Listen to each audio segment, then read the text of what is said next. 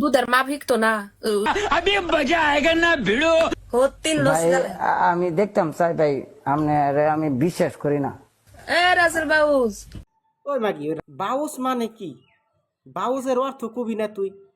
আসলে তুই কি মাগির করে বাংলাদেশের মাগি একলাই? চাই।